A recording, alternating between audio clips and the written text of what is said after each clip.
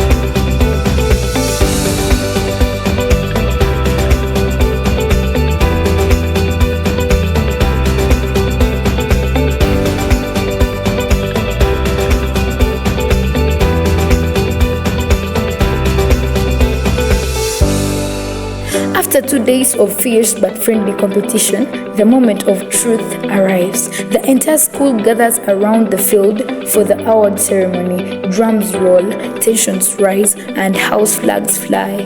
The students wait, not just for points, but for glory. Then, the announcement comes. Elephant House has emerged victorious. Triumphant cheers shake the sky, and as a symbol of their strength and unity, Elephant House is awarded a ball.